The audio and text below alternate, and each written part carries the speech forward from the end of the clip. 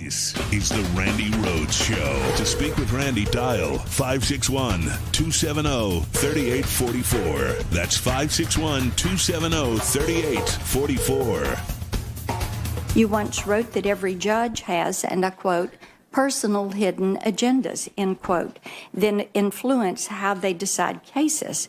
So I can only wonder, what's your hidden agenda? Is it to let violent criminals, cop killers, and child predators back to the streets? Is it to restrict parental rights and expand government's reach into our schools and our private family decisions? Is it to support the radical left's attempt to pack the Supreme Court? You have praised the 1619 Project, which argues the U.S. is a fundamentally racist country, and you have made clear that you believe judges must consider critical race theory when deciding how to sentence criminal defendants.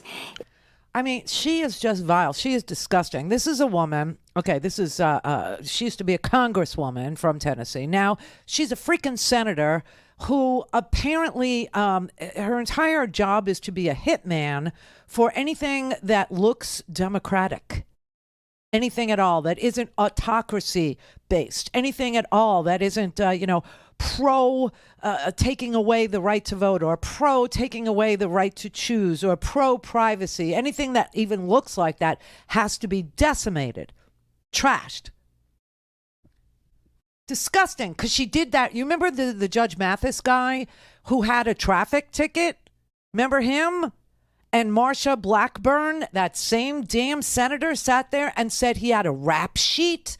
He had a rap sheet, everybody. A rap sheet, because he had some traffic tickets, okay? On the eve of his hearing, it has been made public that he has a rap sheet with a laundry list of citations, including multiple failures to appear in court. In Tennessee, we expect our judges to respect the law, not disregard it. If Mr. Mathis thought he was above the law before, imagine how he'll conduct himself if he's confirmed as a federal judge. Oh my God, that was for a traffic ticket. That was for a traffic ticket for going 2 miles over the speed limit. He has a rap sheet. Guess what he has in common with KBJ? Yeah, they're both black and both nominated by a Democratic president. Therefore, they must be characterized as being sub something, subhuman or sub law. Something. They're they think they're below the law or above the law, or they have to be treated. I mean, it's so sick that you would have to sit there and listen to that. And then listen to, I swear to God, what religion are you? And on a scale of 1 to 10, how religious are you? The only reason, just so you can repeat it to somebody who says anything to you today. Well, he asked her that because they asked Amy. They asked Amy Barrett. They asked her. No, the only reason why Amy's religion came up is because she wrote about it. She wrote about it in a law review. She acknowledged the difficulty of deciding death penalty cases for Catholic judges. She argued that Catholic judges should recuse themselves. These are the words she was asked about. Quote, "We believe," I don't know who we are, but we believe that Catholic judges, if they are faithful to the teaching of their church, are morally precluded from enforcing the death penalty. She also suggested in the same paper that abortion presents a, quote, more clear-cut case for recusal, saying, quote, where there is no honest, legitimate alternative for deciding the case but to follow positive law supporting the right to commit an abortion, the judge should recuse himself. That is why she was asked, because she wrote that as a Catholic, she had problems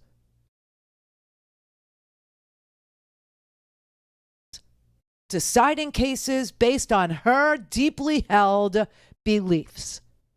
That's why Dianne Feinstein said, the dogma seems to run strong in you. That's how she was criticized. The dogma seems to run strong in you.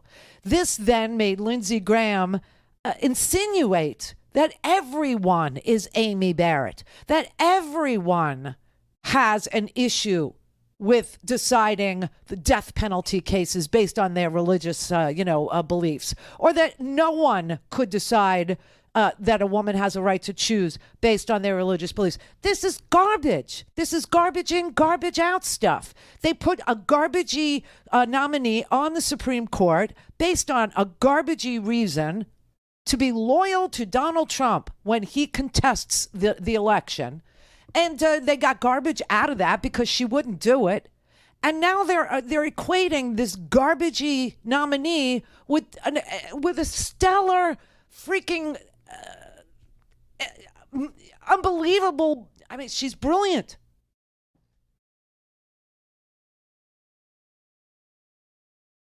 "28 opinions that could be read, that could be understood, that could be seen." And her answers to questions about, when John Cornyn questions her patriotism, no less, for, he said, "People who have committed terrorist acts against the United States, your zealous advocacy has gone beyond the pale." She was a federal defense, a public defender. And after 9/11, she had to make a decision about whether or not she was going to take the cases of the Gitmo detainees. And, her reasoning was sound. It was that they had destroyed enough. They had destroyed enough. And they don't get to destroy our system of justice. They don't get to destroy our Constitution. And yes, they get a defense too. And she defended whoever came across her plate. Senator Tom Cotton tried to associate her with, anarchists. He said that he tried to associate her with anarchists and rioters and left-wing street militias and the breakdown of society and Soros prosecutors who destroy our criminal justice system from within. All of a sudden now she's a fifth column. She's a fifth column. She's actually a saboteur who's being put on the Supreme Court to destroy democracy. These people are sick and twisted. And of course, Marsha Blackburn accused her of providing, quote, "free legal services to help terrorists get out of Gitmo and go back to the fight," supporting the radical left's attempt to pack the Supreme Court and harboring a hidden agenda to let violent criminals, cop killers, and child predators back on the streets. I got news for you. She's got the full endorsement of the federal, Fraternity of Police Officers, the FOP, that union. They fully endorse Ketanji Brown Jackson, fully endorse her. These people are just disgusting and below. I mean, they are people who truly are trying to destroy everything that's good about this country. That every person, no matter how disgusting their crime is, you got people that go and shoot up shopping malls. You got people that commit acts of terrorism. You got people that do the most. You had what's his face from the military, who blew up the Oklahoma City, and he got a defense. He also got the death penalty. But they're arguing that people that do things that they don't, that they think are beyond the pale, right? That they don't deserve a defense. We should just adjudicate them, guilty and just, execute them, or just put them in a prison. We don't care if they die in prison. They shouldn't get a defense. This is so anti-democratic, just even saying this stuff. Just even saying it. And he said it. I don't care if they die. I don't think they get a defense. It won't bother me one bit if 39 of them die in prison. That's a better outcome than letting them go. And if it costs $500 million to keep them in jail, keep them in jail because they're going to go back to the fight. Look at the friggin' Afghan government. It's made up of former detainees at Gitmo. This whole thing by the left about this war ain't working. And then he gets up and walks out. Let me also note that Larry Thompson, who served as Deputy Attorney General under President George W. Bush. I mean, these are vile people, really, truly vile. They want the Constitution to apply here but not there, there but not here, to this person but not that person. And then, the war is over, Lindsay. It's over.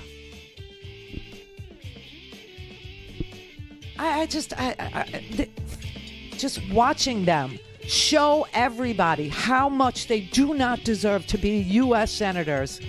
I swear to God, it's unbelievable. It's a clown car. It's a clown car of anti-democratic thought riding right on through. Makes me ill.